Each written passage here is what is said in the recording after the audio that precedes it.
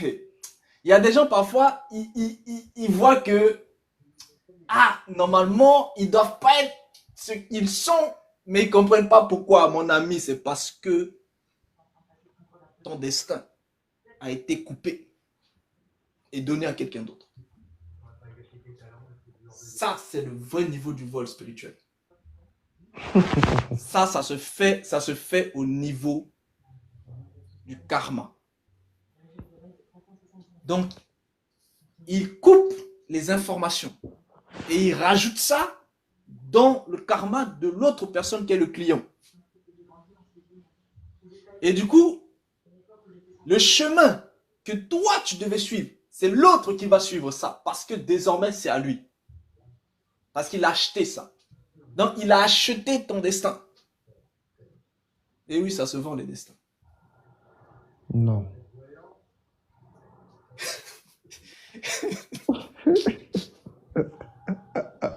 Vous blaguez avec ce qui se passe dans Parce le que moi, spirituel. j'ai déjà entendu des trucs comme ça où on dit, enfin, chez nous en Afrique, hein, oui, il a emmené chez un ganga ou chez un truc, comme tu l'as dit là, et il a voulu voler mon étoile. Et du coup, je me suis en sorti. Je me suis dit, oh, mais ça, comment les gens font ça? Ça, c'est n'importe quoi. Ça, c'est des conneries, ça. Comment tu vas voler l'étoile de quelqu'un? Mais à ce qui t'explique, je commence à Ok. comprendre. En fait, si tu veux, chaque âme qui est incarnée avec tout un réservoir pour accomplir son incarnation. Du coup, qu'est-ce qui se passe? C'est que quand l'âme est incarnée, les initiés, eux, ils voient, parce que chaque âme s'incarne en termes d'étoiles. Parce qu'il y a les étoiles, il y a l'étoile de l'être, et puis il y a aussi des sphères d'étoiles qui sont connectées avec le système. Bon, là, je ne peux pas rentrer dans ces détails-là, mais c'est des étoiles terrestres et des étoiles célestes. Mais ils se connectent avec l'étoile de la personne elle-même.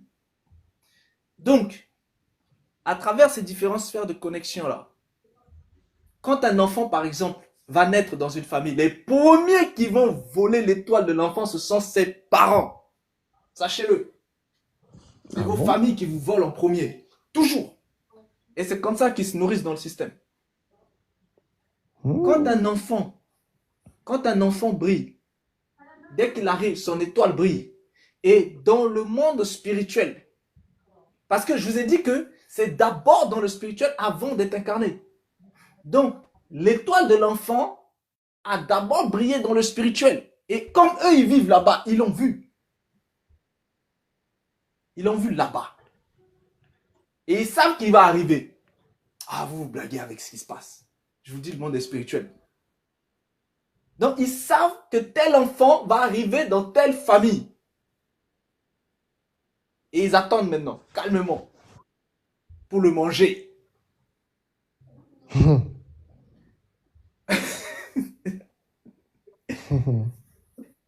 C'est pour ça que les initiés sont contents quand ils ont des personnes bénies dans les familles où ils sont.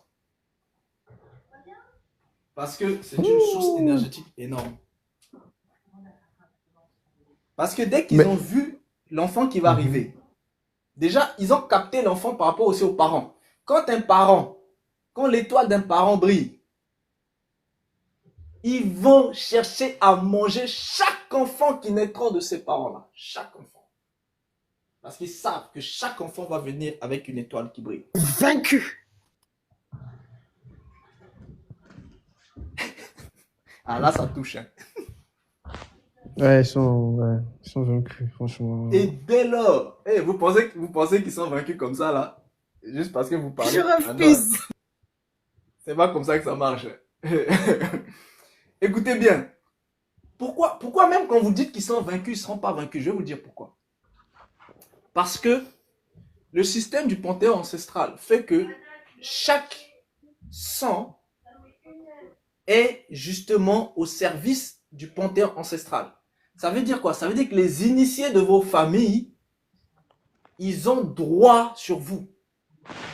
Parce que étant donné que vous êtes le sang, vous êtes du sang de leur lignée ancestrale, donc vous êtes leur esclave. Donc ils ont le droit de vous consommer. C'est un droit qu'ils ont de par la loi naturelle. Comprenez bien.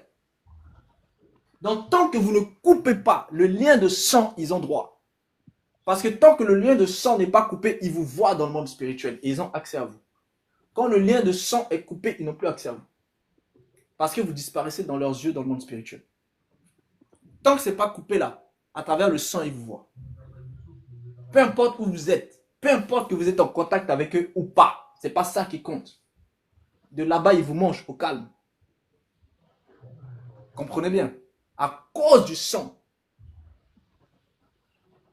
Donc, ce n'est pas ils sont vaincus que ça va faire quelque chose. Ce n'est pas ça. Il faut briser le lien. Mais Et le lien, c'est le sang. Mais est-ce qu'on peut vraiment briser un lien? Parce qu'un lien, c'est aussi une histoire, c'est aussi. Ah, c'est une question de choix. Si tu gardes, si tu fais le sentimentalisme et que tu brises pas, eux, ils sont pas dans le sentimentalisme, ils te mangent. C'est de ça dont il est question. Mais comment? Ceux qui comprennent ça brisent. Comment briser? Ah, c'est là maintenant. Dans les spiritualités du monde, ils ont des sphères pour pouvoir briser. Mais ces sphères-là ne brisent pas réellement. Parce que vous allez quand même vous faire consommer par d'autres. Mais ça se brise véritablement chez le Créateur. Et ça se brise par la véritable nouvelle naissance. Parce que il faut comprendre que la vraie nouvelle naissance, pas celle qui se passe là dans les églises de bovins, là. La vraie nouvelle naissance passe d'abord par deux étapes cruciaux. Premièrement, la crucifixion. Deuxièmement, la résurrection. À travers la crucifixion, l'être que la personne était est crucifié avec le Christ sur le poteau. Donc, dès lors, cette personne meurt. La résurrection fait venir un nouvel être. Donc, c'est la phase de la crucifixion qui, justement, a coupé le lien. Parce que celui qui était lié avec le panthéon ancestral de par le sang est mort. Donc, dès lors, le lien est coupé. Donc, la crucifixion coupe le lien. Mais maintenant, il faut comprendre comment cette crucifixion se passe. C'est ça. La vraie crucifixion, pas les bêtises qu'on voit dans les assemblées là. La vraie crucifixion. C'est la vraie qui coupe le lien. Les autres là, ça coupe pas le lien. C'est pour ça que tous les jours dans les assemblées, ils sont en train de se combattre avec les sorciers de leur village. Bah, c'est ce que je comprends. Parce que le lien n'a jamais été coupé. Toujours d'abord la famille. Il y a question là-dessus, pardon, après. Je casse, j'envoie le feu. Je casse, j'envoie le feu. Envoyer le feu, ça change rien. Waouh. On envoie le feu sur le lien. Bonjour la famille, bonjour à tous. Bonjour. Ah, il y a aussi Collins qui est monté depuis tout à l'heure. Hein. Peut-être qu'il a des questions, oui. Non? Question, droit à la parole. Donc, tu me sautes comme ça, tu vas, Collins. Merci beaucoup. Bonjour Collins. On écoute. Continue, c'est intéressant. Ouais. On va seulement briser les liens là, vraiment, comme Christelle dit.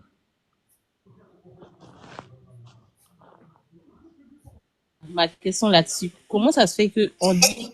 Charlène, tu me sautes. Comment ça se fait qu'on dit les gens sont nés de nouveau et puis tu les vois toujours en train de renverser les hôtels familiaux. Comment c'est possible en fait? Ça, j'ai pas compris. Hein. J'ai pas compris. Il ne peut pas. Et oui, tu vois, tu l'as justement dit. Il ne peut pas y avoir de nouvelle naissance sans la mort de l'ancien. Or, quand l'ancien meurt, le sang meurt dans le lien est coupé. Bon, pourquoi les gens doivent briser des autels? Ben, c'est parce que le lien n'a jamais été coupé. Et c'est pour ça que leur sang est justement en fait un tremplin entre les liens, c'est-à-dire les pactes ancestraux, et c'est à travers ces pactes ancestraux-là qu'il y a les autels. Donc ça n'a jamais été brisé. Et comme ça n'a jamais été brisé, l'autel demeure. Donc, en vérité, ils ne brisent pas les autels, ils ne renversent pas les autels. Ce qu'ils font, c'est qu'ils se mentent à eux-mêmes. Et c'est le système qui leur ment. Parce que vous avez des égos réincarnants dans différentes sphères du système. Et il y a des égos réincarnants qui sont très religieux. Ils sont même très pieux. Et ces égos réincarnants-là, bah, eux, leur travail, c'est justement de s'accrocher à ceux, justement, en fait, qui sont dans cette sphère, en fait, de religiosité-là, et de les tromper. Et de leur faire croire que les choses ont été brisées alors que ça n'a pas été brisé. Donc, du coup, certains vivent comme ça toute leur vie et ils vont mourir après. Sans jamais savoir. Mais ils étaient persuadés que non, c'était fini. Mais en vérité, vous le voyez bien, vous ne pouvez pas, tous les jours, renverser des autels. Quand Yeroubal, prenez la Bible, Yeroubal, Gédéon, quand il a renversé l'autel de son père, il a renversé une fois, c'est fini. Ça, c'est quel genre d'autel qu'il faut renverser tout le temps? Est-ce que vous comprenez? L'autel, tu le brises une fois, parce qu'il est brisé. Mais non, il peut se reconstituer si toi-même, tu te soumets à nouveau. Mais si la personne ne se soumet pas à nouveau à eux, l'autel ne peut pas se reconstituer parce que le lien était brisé. C'est comme le cordon ombilical. Il y a le cordon ombilical physique, il y a le cordon ombilical spirituel. La plupart des gens ont coupé seulement le cordon ombilical physique. Et le cordon ombilical spirituel n'a jamais été coupé.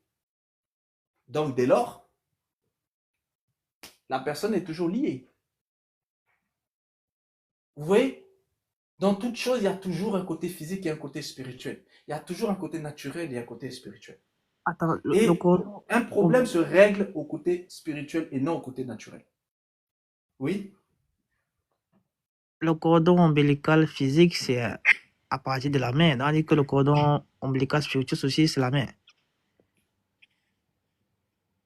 Le C'est elle cordon ombilical, le cordon c'est elle qui ombilical détient. spirituel, oui, c'est la mère. Parce que ce que vous devez savoir, c'est que quand votre père et votre mère vont ensemble, ils ont fait un lien de sang. Ils sont devenus qu'un seul sang. Donc, dès lors, tous les initiés qui sont liés avec eux ont accès. Sauf quand il y a eu des cérémonies spécifiques. Par exemple, les cérémonies de dot. Les cérémonies de dot ne sont pas des choses physiques, ce sont des choses spirituelles. Donc, pendant les cérémonies de dot, la famille de la femme vend la femme à la famille du mari. Je vais vous dire vraiment ce que ça signifie. Ça signifie que les sorciers de la famille de la femme ont vendu la femme aux sorciers de la famille du mari. Et du coup, désormais, les sorciers de la famille du mari ont droit de manger cette femme. Parce qu'elle est à eux. C'est ça la dot. Donc, vous comprenez bien que toutes ces choses-là, ça n'a rien de physique. C'est toujours spirituel. Quand une femme se lie à un homme, ils font qu'un seul sang. Même si vous avez fait qu'une seule fois le Jagala, vous avez fait un seul sang. Comprenez bien. Même si c'était seulement qu'une copine, vous avez fait qu'un seul sang. Dès lors, les deux sangs sont liés. Ça veut dire quoi? Ça veut dire que quelqu'un qui mange, par exemple, une ex à vous quelque part, quand la personne est en train de trifouiller à l'intérieur du sang de cet ex-là, elle peut vous trouver hein, et vous manger aussi.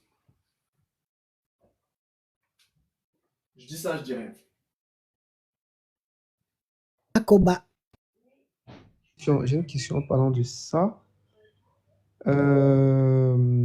J'ai entendu une fois que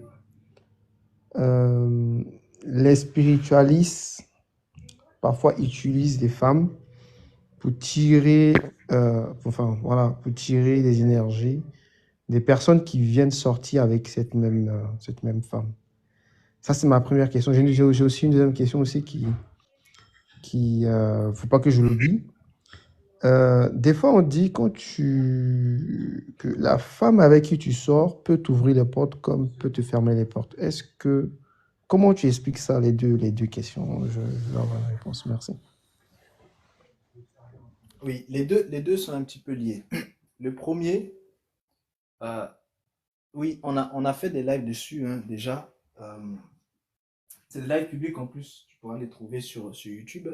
Et ça a été expliqué un petit peu plus en fait en profondeur. Ce qu'il faut savoir, c'est que certaines personnes, quand elles vont vers d'autres, que ce soit l'appareil génital du mari ou l'appareil génital de la fille, de l'homme ou de la femme, ce ne sont pas des simples appareils génitaux. Certains, ce sont des serpents, ce sont d'autres entités qui justement sont là pour consommer. Donc, dès que la personne va vers eux, c'est fini. Donc, la personne va penser qu'elle va vers une personne classique, alors que non, en fait. Parce qu'il y a eu transformation spirituelle et l'appareil de l'autre est une entité, et cette entité-là, en fait, elle est là justement pour récupérer justement les semences. Donc ça se fait énormément. Ça se fait même dans les tantines. Parce que vous savez qu'il y a aussi des tantines de ça. Hein, les kelemba là. Il y a aussi des tantines de ça, les kelemba de ça. Ça, on l'avait fait aussi il y a plusieurs mois déjà de cela. Donc vous pouvez le retrouver dans les tantines spirituelles. Dans ça se fait aussi. Dans ça, oui. Et beaucoup, hein. Beaucoup de femmes, beaucoup d'hommes sont ça. Parce que ils ont vendu leur appareil à des entités. Et donc, du coup, ce sont les entités qui consomment. Et ils leur donnent des choses, en fait, en retour. Donc oui, ça, c'est clair. Maintenant, le côté, quand une femme est bénie, celui qui va vers elle, bien sûr, il va l'épuiser. Parce que, vous devez savoir, c'est que on donne toujours ce que l'on a. Et c'est toujours une question d'échange. Toujours. Quand vous avez un rapport intime, vous faites un échange. C'est automatique. Chacun va donner et chacun va récupérer. Et encore pire si jamais l'un des deux est spirituel et que celui qui est spirituel est spécialiste du vol d'étoiles. Il va achever cette personne-là. Et je vais ici vous donner un secret. Je vais vous donner un secret. Je parle aux femmes africaines qui aiment sortir avec des occidentaux. Sachez que vous avez tendance à penser qu'ils sont là tranquillement et que vous les arnaquez. Arrêtez de penser ainsi. Ce sont des gens qui sont très spirituels. Et ce qu'ils font, c'est que ils vont miroiter des choses physiques à ces femmes-là, qui en vérité sont cupides, et ils vont les bouffer spirituellement. C'est un échange. Chaque fois qu'ils vont vers elles, ils vont l'aspirer. Ils vont l'aspirer. Et donc, toute la bénédiction qu'il y a chez cette femme, ils vont récupérer ça. Tout son réservoir, ils vont récupérer ça. Et en plus de ça, certains vont même plus loin. Ils récupèrent aussi le degré de vie de la personne. Le fil de vie. Donc du coup, cette personne va vieillir beaucoup plus vite. Et l'autre va rajeunir. C'est pour ça que vous avez souvent des vieux occidentaux qui vont chercher les jeunes africaines ou asiatiques parce qu'ils les pompent énergétiquement. Et comme elles sont cupides, eh bien, elles se sont fait acheter leur énergie et leur vie, leur force vitale. Ça, c'est petit secret. Je dis ça, je dis rien.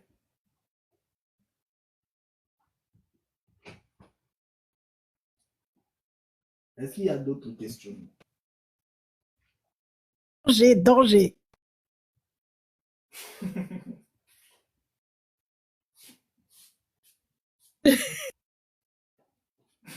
Moi, j'ai une question à poser. Pardon.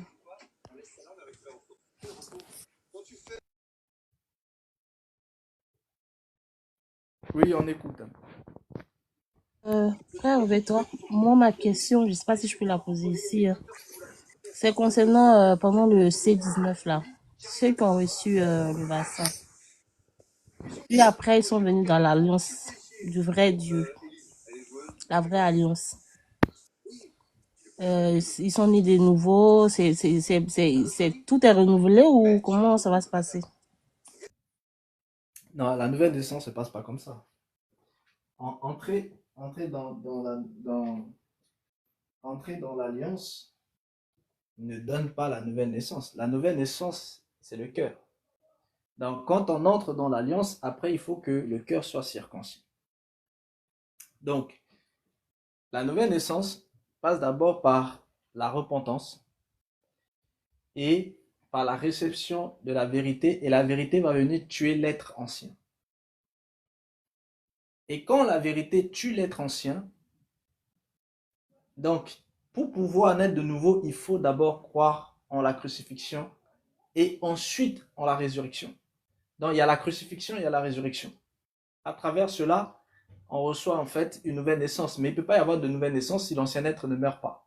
Donc, voilà pourquoi la crucifixion tue le vieil homme et un homme nouveau, c'est-à-dire Christ prend la place. Donc, dès lors, la personne en fait a une nouvelle naissance. Et c'est cette nouvelle naissance-là qui est réellement une alliance nouvelle.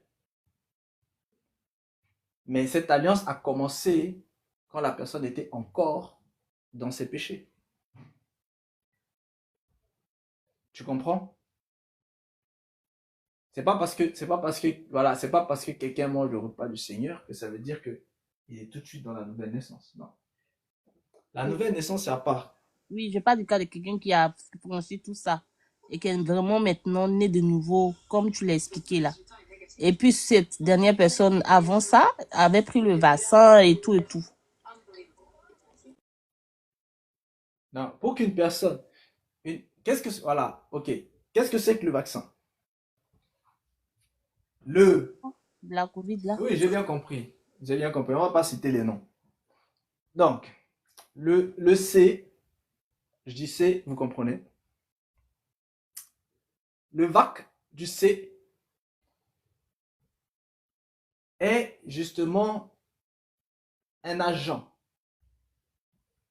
Un agent dont le but est une transformation génétique. C'est une transformation génétique. Ça veut dire que quiconque le reçoit un agent dont le seul objectif est de transformer génétiquement cette personne. Pourquoi transformation? Pour que le système génétique de la personne puisse être adapté pour autre chose qui arrive. Donc, lorsqu'une telle personne vient au Seigneur, le Seigneur va faire un travail déjà au niveau de la purification génétique. Il faut que les gènes de cette personne soient purifiés. Donc, il faut que l'agent pathogène soit détruit. Ça, c'est la première étape. Ça, c'est pour ceux qui ont reçu l'agent pathogène. Et tous ces agents pathogènes n'étaient pas les mêmes. Il y en a un qui est extrêmement dangereux. C'est celui justement qui a été refusé en fait en Occident. Qui commence par Astra. Ils l'ont refusé parce que eux-mêmes ils ont jugé qu'il était trop dangereux. Par contre, ils l'ont balancé en Afrique. Je dis ça, je dirais. Donc, comprenez bien que lorsque l'agent est présent, eh bien, il faut d'abord qu'il y ait purification du gène. Donc forcément, cette personne a plus de difficultés que d'autres qui n'ont pas ce besoin de purification du gène.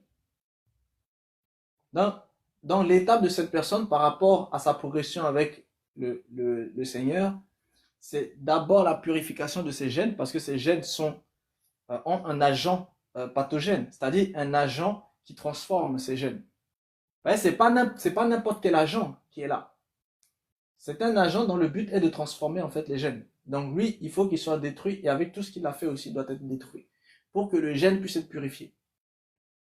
Donc le génome doit être purifié. Et ensuite, maintenant, la personne peut suivre un processus classique. Non, c'est pas aussi simple, Charlène. Grave. J'ai vu un documentaire aujourd'hui qui parlait de ça. Ils ont dit même dans les masques qu'ils nous ont ramenés, là, il y en avait aussi dedans. Ils avaient mis ça plus dans les masques que dans le vaccin parce qu'ils savaient que les gens allaient refuser le vaccin. Non, c'est faux, ils n'ont pas mis ça plus dans les masques que le vaccin. Ce qui était dans les masques, c'est quelque chose de spécifique. Mais ce qui était dans les vaccins, c'est quelque chose qui n'a rien à voir. Tu comprends? Parce que les masques, c'était pour jouer sur le prana. Pour pouvoir influencer le prana. Mais l'autre côté, c'était directement pour pouvoir transformer l'âme physique et après toucher à l'âme spirituelle. Donc ça n'a rien à voir. Tu comprends?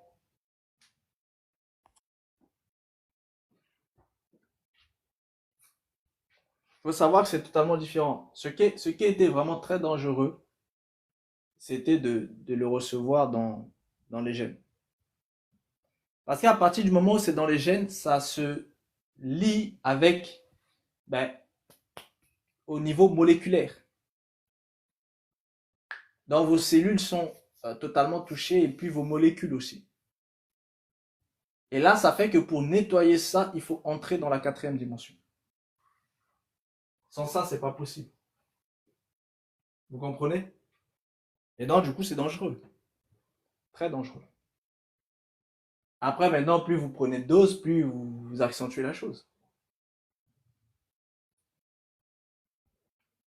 Parce que les doses, c'était tout simplement pour des rappels. Pour renforcer.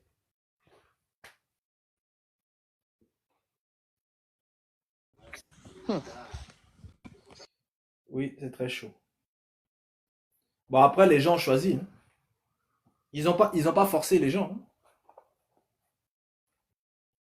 Et justement, pourquoi Non, ils n'ont pas forcé. Ils n'ont pas forcé parce qu'il fallait qu'ils respectent la loi naturelle. Sinon, le créateur allait être contre. C'est pour ça qu'ils n'ont pas forcé. Mais, il y a des avantages que les gens n'avaient plus. Donc, tout dépend de ce que les gens étaient capables d'abandonner, capables de sacrifier. Vous comprenez? Il y a des gens qui ont même préféré perdre leur travail.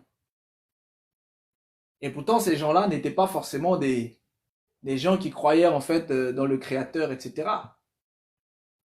Mais, combien de personnes se disant chrétiens ont pris ça?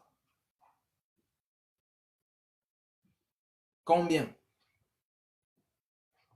Et combien de personnes se disant païens ont refusé?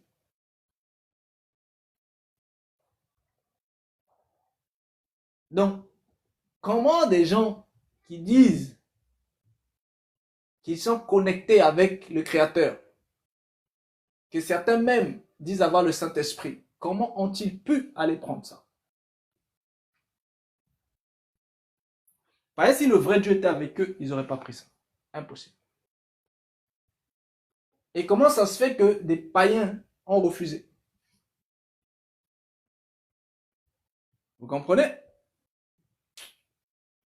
C'était une question de choix. Chacun a choisi. Et le système, lui, il a fait ça parce que il voulait tester, il voulait faire un test grandeur nature. Et sachez que chaque personne a été cataloguée dans des catégories.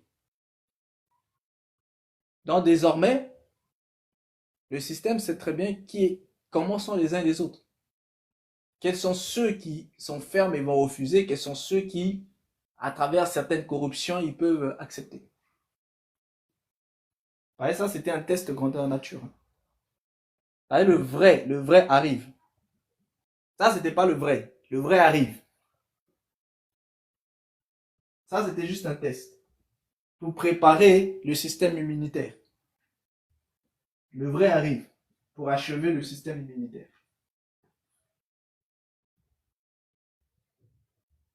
Donc voilà.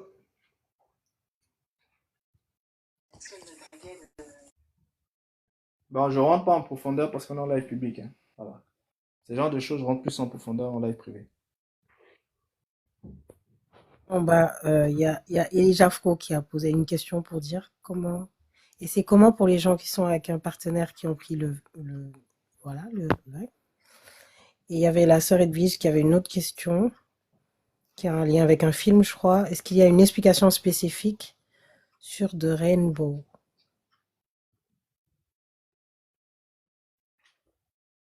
Le Rainbow, j'ai déjà vu ça, mais si on peut juste me rappeler un petit peu ma mémoire.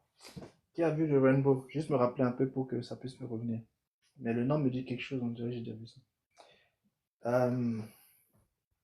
Pour la première question de El Jafro, déjà, je vous ai dit que le but c'était justement une manipulation génétique. Donc, toute personne qui s'est retrouvée dans le cas a justement en fait un génome qui a été justement manipulé. Or, vous savez que quand les deux partenaires vont ensemble, ils ne font pas que copuler, vu qu'ils font aussi des mélanges de sang. Ils font aussi des mélanges de sang. Or, je vous ai dit que c'est quand deux personnes font des mélanges de sang, ils unissent leur sang. Quand ils unissent leur sang, ce qu'il y a dans le sang de l'un va aussi dans le sang de l'autre. Et vice-versa. Donc, avoir un partenaire qui l'a fait, ben vous aussi, vous allez recevoir ce que lui, il a dans ses génomes. Vu que vous allez partager le même sang avec lui. Alors, Mais à bonjour. faible dose. Voilà. Oui, bonjour Edwige. Oui, bonjour à tous. Bonjour, donne-moi la parole. En fait, ma question, c'était pas un film hein, de Rainbow dont je parle, c'est le nom en français ne sort pas de ma tête. C'est Ah, l'arc-en-ciel. Merci beaucoup. L'arc-en-ciel, est-ce que ça a une signification spécifique en dehors de l'écriture enfin, dans la Bible? Ils nous disent que le manteau de Joseph était multicolore. Est-ce qu'il y a, enfin, voilà. Ma question c'était ça. Si vous pouvez nous expliquer quelque chose dessus, c'est pas un film. Merci. Ah, ok. L'arc-en-ciel, bibliquement parlant, c'est pas que le manteau de Joseph. L'arc-en-ciel représente l'alliance entre le Créateur et l'humanité. Donc, quand le Créateur a détruit le monde de Noé, par la suite, il s'est repenti d'avoir détruit le monde à cause de la faute des hommes. Donc, il a établi comme alliance qu'à chaque fois qu'il sera en colère contre les hommes et qu'il voudra détruire le monde, l'arc-en-ciel manifesterait justement cette alliance-là. Et grâce à l'arc-en-ciel, le Créateur se ravisera de la destruction qu'il veut provoquer sur le monde. Donc l'arc-en-ciel est avant tout l'alliance qui empêche le Créateur de détruire le monde. C'est ça l'arc-en-ciel.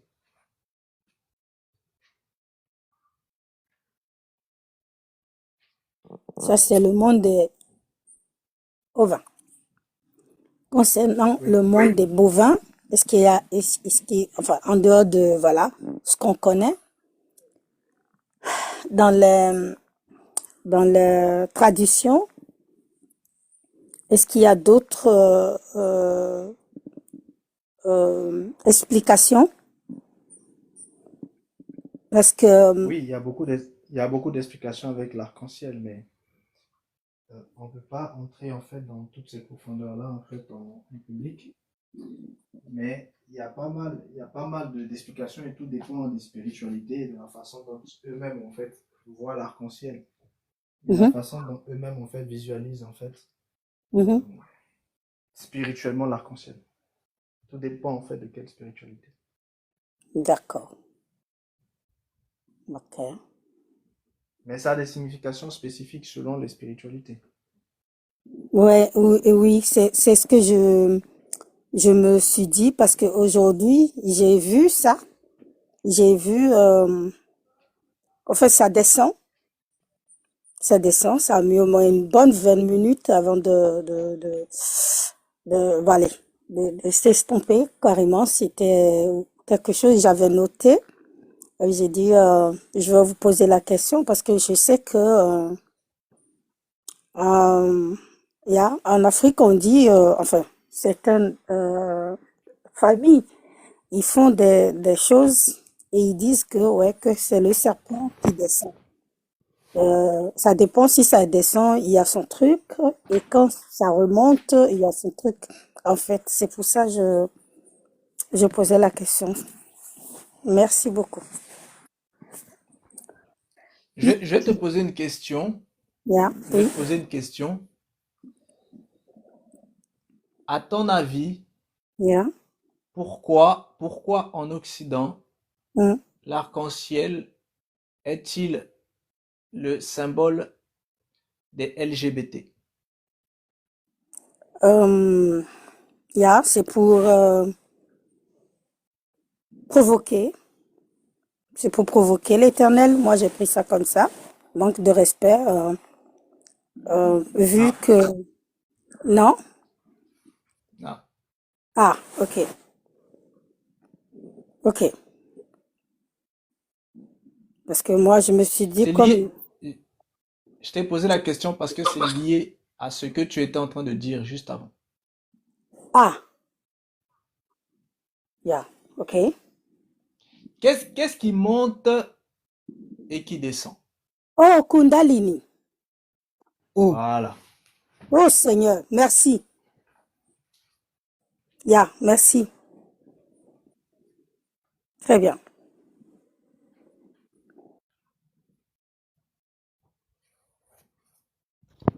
Moi, j'ai ma question, frère, oui, mais c'était dans une discussion antérieure avec Monsieur Noir. C'était du coup pour la relation avec l'Éternel, donc la disposition de, je l'ai pourtant noté, mais c'était voilà, être dans une disposition de purification. Voilà, merci Saint-Esprit. Être dans une disposition de purification et de sanctification. Voilà, l'idée c'était de savoir est-ce que tu pouvais développer, je te prie ce côté-là. C'est comme, enfin, voilà, merci. La purification concerne la conscience. La sanctification concerne l'âme. Donc, la purification se fait par les sphères de la repentance pour que l'âme soit, enfin pour que la conscience soit bonne devant le Créateur. Ça veut dire qu'une bonne conscience est une conscience qui est consciente de ses fautes et qui est consciente de sa culpabilité et de sa condamnation vis-à-vis de la loi. Et du coup, cette conscience recherche justement la grâce. C'est-à-dire, cette conscience recherche que ses fautes ne soient pas imputées. Et ça se fait d'abord par les sphères de la repentance. Donc, quand on parle de purification, spirituellement, il s'agit de la repentance. Et cette purification-là, elle était vécue dans les sphères bibliques au travers de l'eau. Parce que c'est l'eau qui fait la purification. C'est pour ça que vous avez les baptêmes d'eau. Les baptêmes d'eau, c'est de la purification. Donc vous avez l'eau de la repentance qui purifie. Et vous avez aussi l'eau de la régénération qui purifie, mais à des niveaux différents. Donc l'eau symbolise la purification. Mais cette purification de l'eau n'est qu'un symbole. Parce qu'il faut que l'eau témoigne. Mais les vrais qui purifient derrière l'eau, c'est la repentance et la vérité. Donc, la repentance purifie et la vérité aussi purifie. C'est pour ça que vous avez l'eau de la repentance et l'eau de la régénération. Parce que la vérité fait la régénération. Donc, vous avez deux sphères de purification spécifiques. Maintenant, quand on parle de sanctification, il s'agit de l'âme. Or, pour qu'une âme soit sanctifiée, cette âme doit justement, en fait, passer par le feu. Je vais vous expliquer. Vous voyez, dans la loi, quand il s'agissait de sanctifier le peuple, il fallait faire des sacrifices. L'agneau et d'autres animaux qui étaient sacrifiés afin que leur sang puisse justement couvrir le péché. Donc, quand le péché est couvert par le sang sacrificiel, ça fait que la personne a un péché qui n'est plus visible. Mais pour que cette personne atteigne ça, il fallait d'abord qu'elle passe par la purification. Parce qu'il faut se purifier et se sanctifier. Donc, c'est deux choses différentes. Maintenant, quand on est dans la sphère de la sanctification, cette personne-là, c'est le sang qui va pouvoir faire premièrement ce travail. Parce que il faut que le péché soit couvert. Ça, c'était au temps de la loi. Au temps de la grâce, le sang sacrificiel est celui de Jésus-Christ. Et dans le sang de Jésus-Christ, il ne couvre pas, mais il ôte le péché.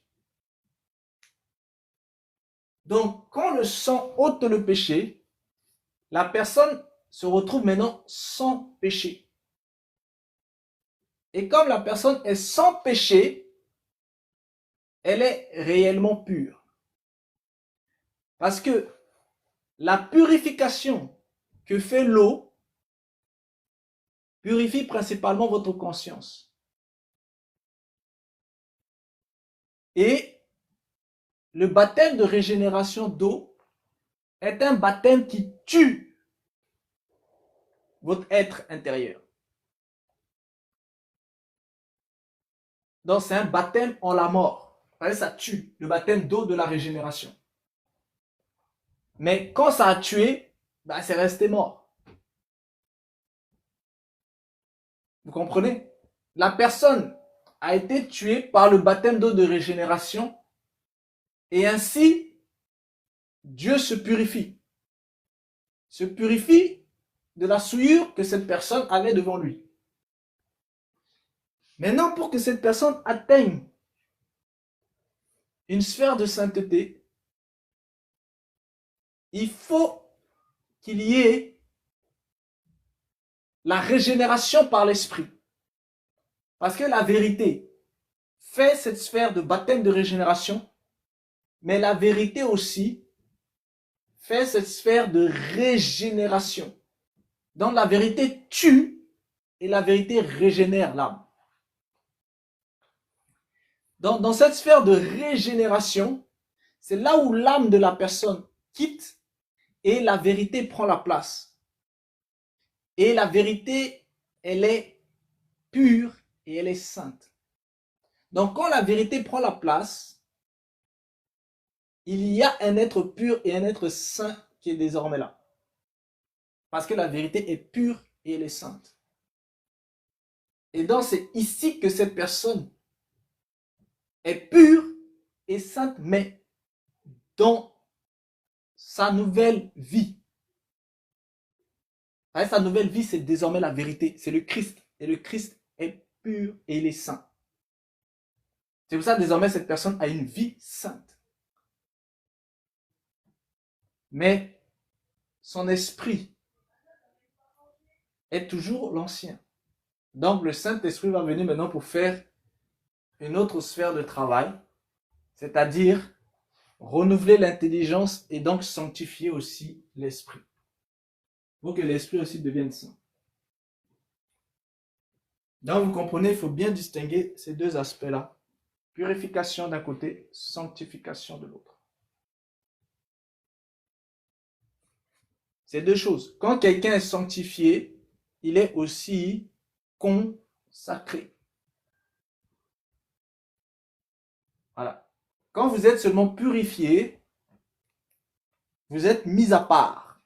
Donc vous appartenez. La purification fait de vous des êtres qui appartiennent à ce qui est pur. Mais la sanctification fait de vous des êtres consacrés. C'est deux choses différentes. Donc voilà. Merci, Amen.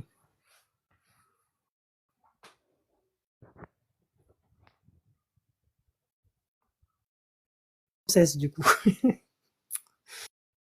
Ah oui.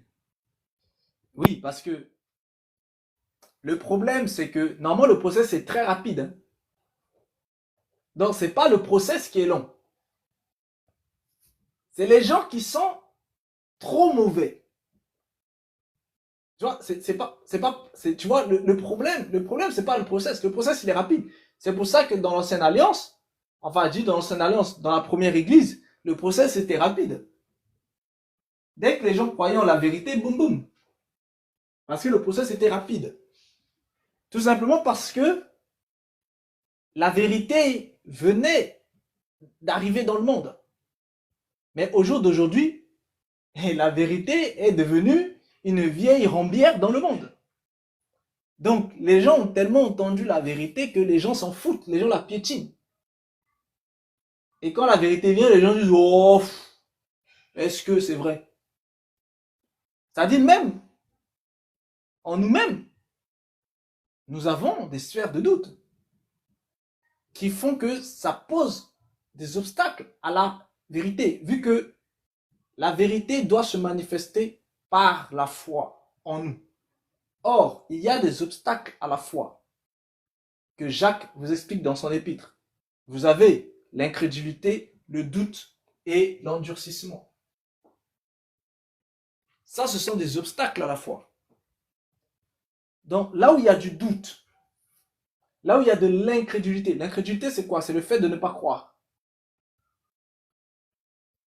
Là où il y a de l'endurcissement c'est le fait d'avoir un cœur de pierre, un cœur dur, qui refuse d'accepter les choses. Un cœur entêté. Le doute, c'est quelqu'un qui est jamais, voilà, il est toujours indécis. Donc là où il y a tout ça, ça pose problème à la foi. Donc ça va poser problème à la vérité, quand bien même elle est dite. Donc quand la personne reçoit la vérité, eh bien, tous ces obstacles-là empêchent la foi de la personne de croire en la vérité. Et donc forcément, ça ne produit pas. Donc la personne va suivre un processus beaucoup plus long. Donc vous voyez, le problème ne vient pas de la vérité, le problème vient de la personne qui reçoit la vérité. Parce que les terres, c'est-à-dire les cœurs, sont devenus trop hauts, durs. C'est pour ça que Jésus disait, quand le Fils de l'homme viendra, retrouvera-t-il encore la foi? Parce que lui, il voyait le futur. Et il savait que la vérité allait être piétinée et qu'il allait avoir en fait le mensonge régénérateur qui allait prendre la place et que les gens seraient totalement perdus. Et du coup, les gens ne croiront plus vraiment.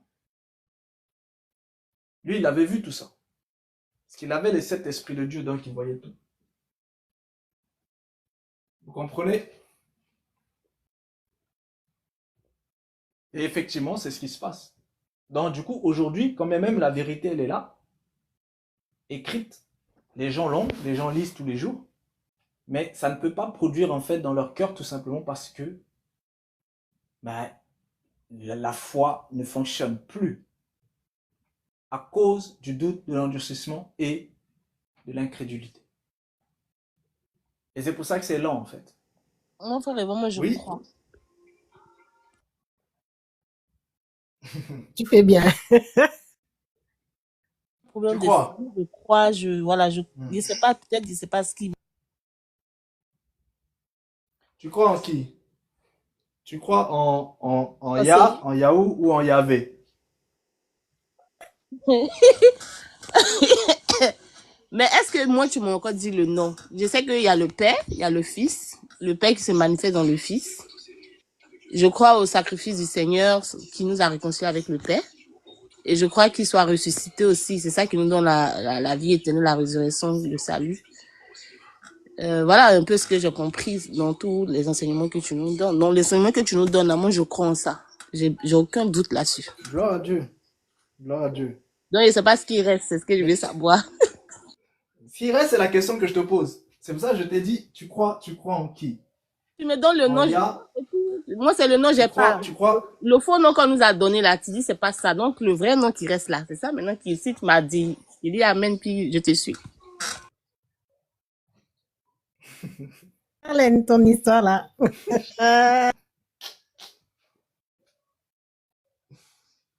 Ça va aller. On va se fight.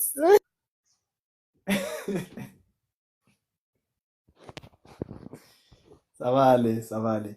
Faut juste éviter maintenant en fait.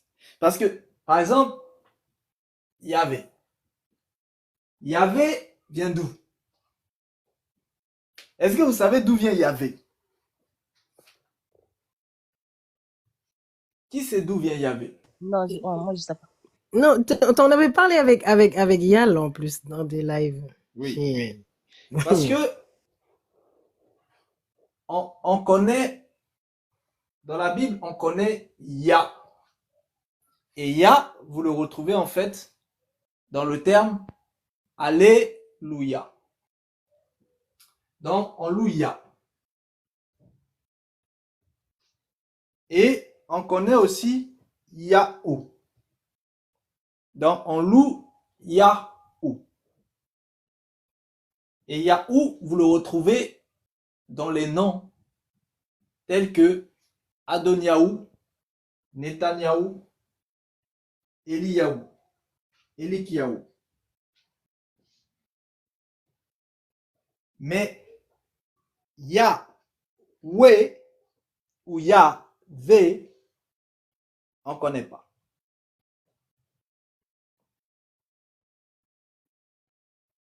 Il n'existe pas dans la Bible. C'est une fabrication des protestants et des évangéliques. Et d'ailleurs, même les Hébraïques ne connaissent pas.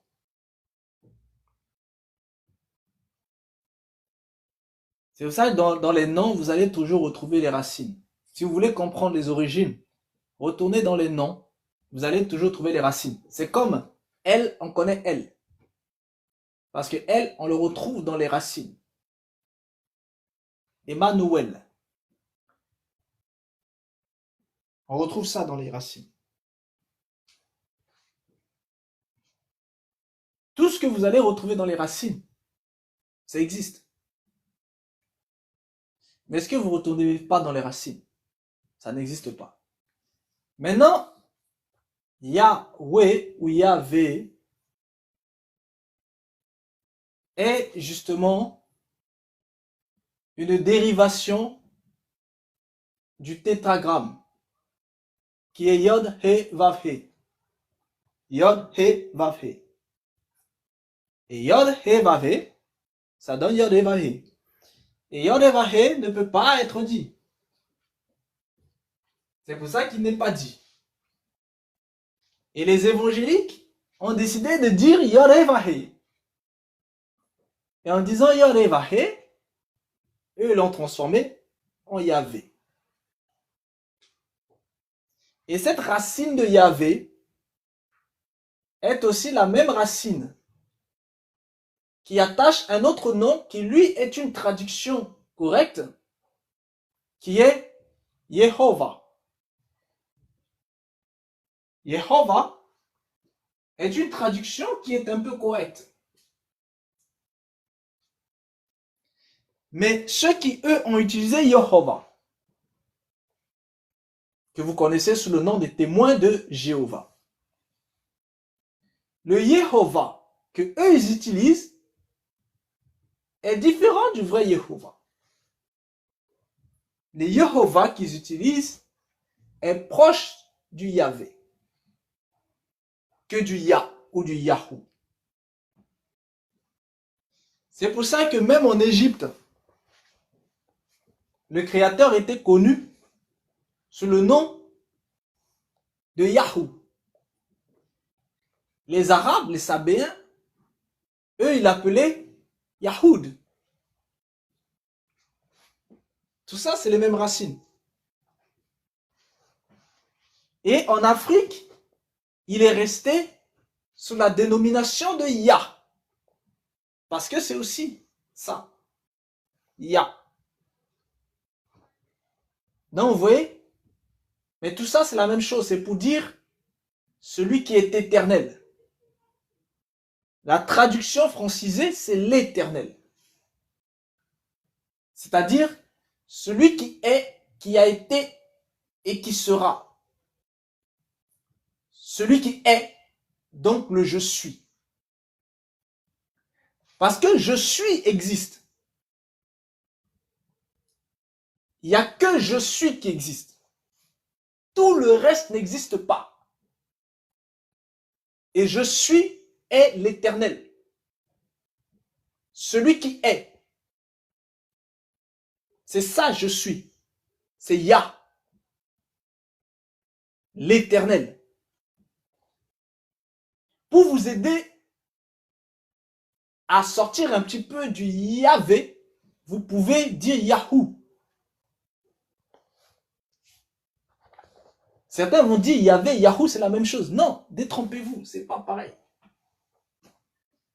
Et ça, quand vous entrez dans des profondeurs dans la spiritualité, vous allez comprendre un petit peu cet être-là qui veut se faire passer pour l'éternel, pour Dieu. Vous allez comprendre. Donc, pour que ce soit simple pour vous, vous pouvez dire Yah ou Yahou. Ou si vous voulez, vous dites Yorevahe. Vous pouvez aussi le dire Yorevahe. Mais Yorevahe n'est pas Jéhovah. C'est-à-dire Jéhovah des témoins de Jéhovah. Mais le terme Jéhovah, si vous le francisez, c'est différent.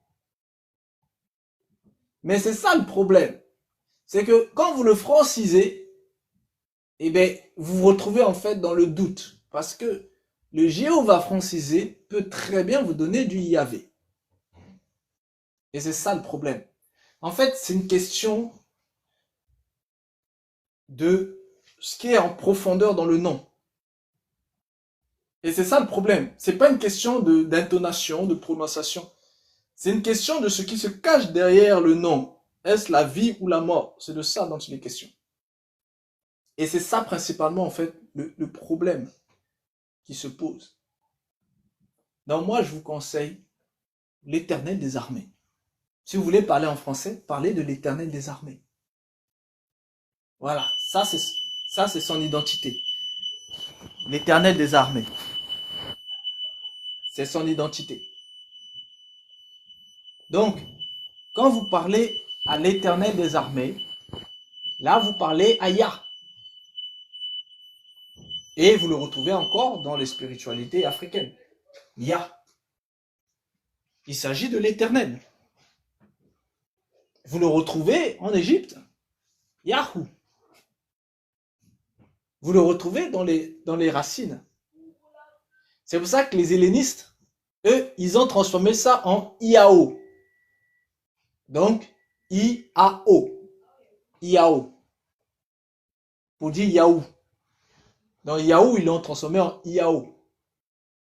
Parce qu'ils se sont basés sur le trigramme. Pas le tétragramme, le trigramme. Yod, he, he. Et non, Yod, he, vav, he. Donc, eux sont basés sur Yod, he, he. Et donc, ils ont fait Yahou. Donc, pour dire Yahou, tout simplement. Et c'est cette même racine de Yahou là que vous retrouvez, hein, Yahou. Et ça, vous le retrouvez dans les racines des noms, en fait, hébraïques. Donc ça, vous allez toujours retrouver ça. Donc voilà un peu pour vous, pour que ce soit simple. Et il y avait autre chose aussi que je voulais vous expliquer, mais au final, en fait, c'est parti, c'est pas grave. Je vous expliquerai quand ça reviendra. C'est peut-être pas encore trop le moment.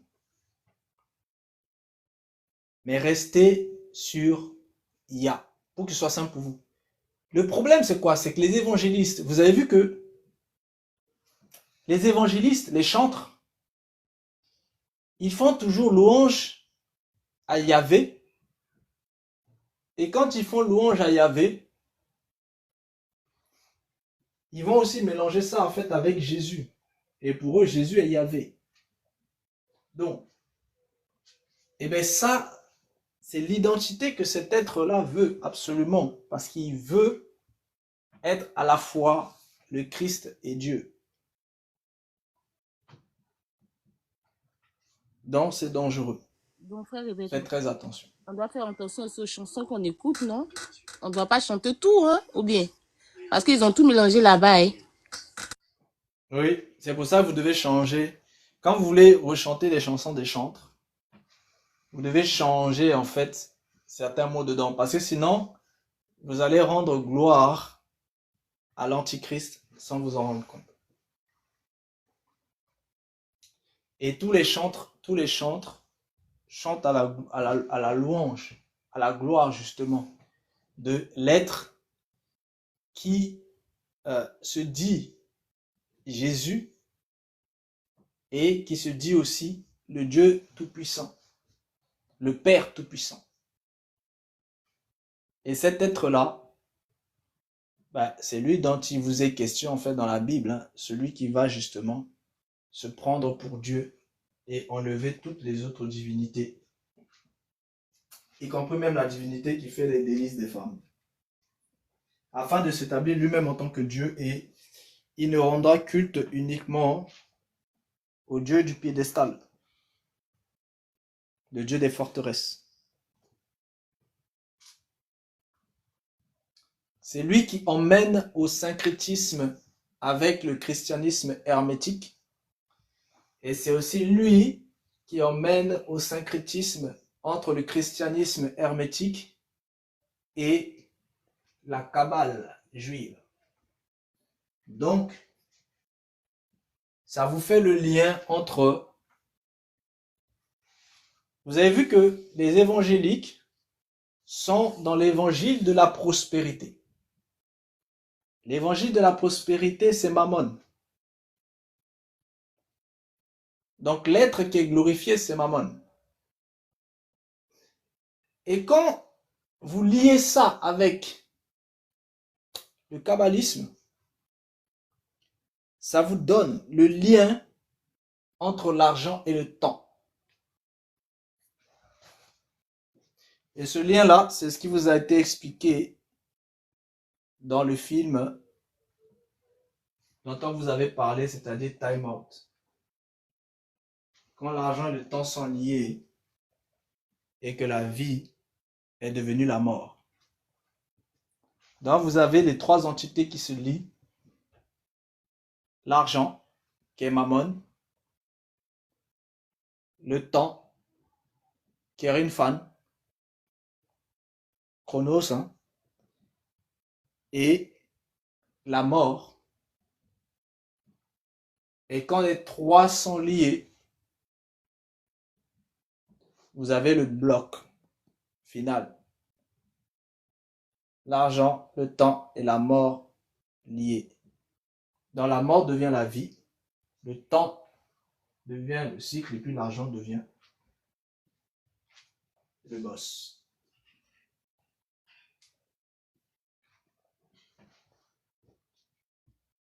C'est à ça. Donc, chaque fois que les gens sont en train justement de glorifier justement cet aspect-là, c'est de ça dont il est question. Mais ça, c'est quelque chose qui n'est pas encore manifesté. Parce que pour que ce soit manifesté, il faut que le christianisme romain devienne christianisme hermétique. C'est-à-dire, il faut que ce christianisme-là endosse totalement l'hermétisme. C'est-à-dire Hermès Trismégis.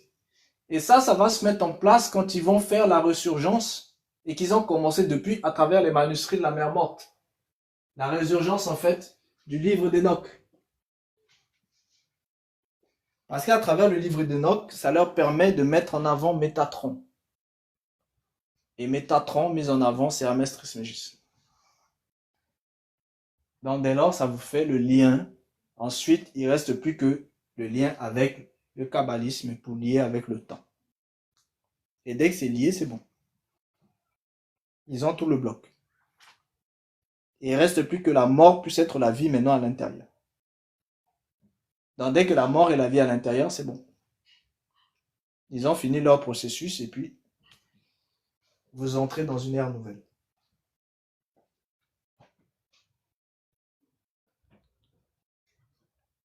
Une mort nouvelle. Voilà. C'est pas une vie nouvelle, c'est une mort nouvelle. Une nouvelle mort. Donc voilà la famille.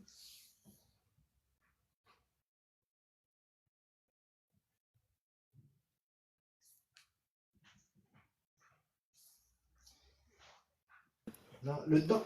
Oui. Vas-y pour le temps. Non, vas-y. Je voulais te demander du coup, par rapport à la question de Charlène tout à l'heure, pour les noms de...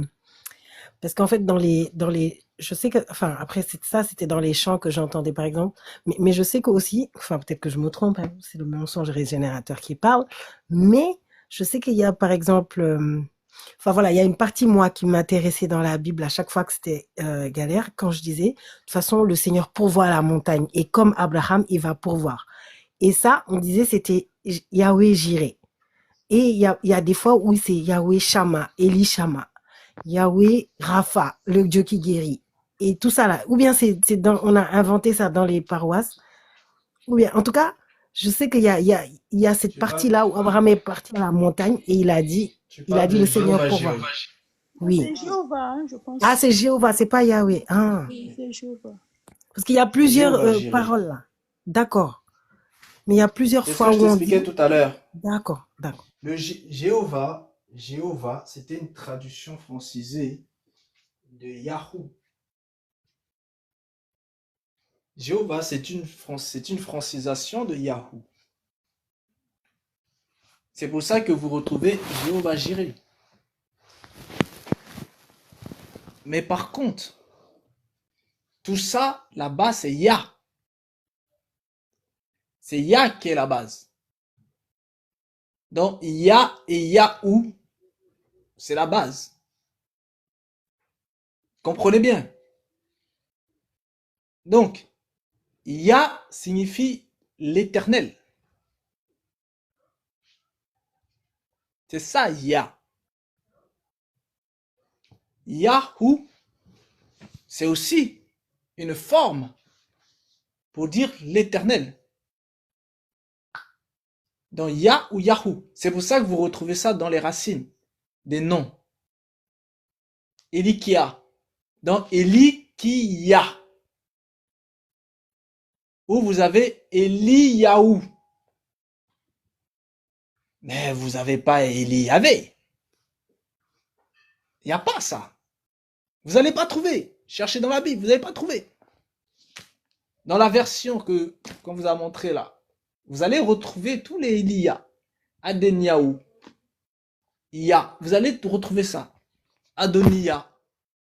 Et le Ya, il se francise en J. Ja. C'est pour ça que Yeshua peut aussi se dire Jeshua. D'où le Josué. Yoshua.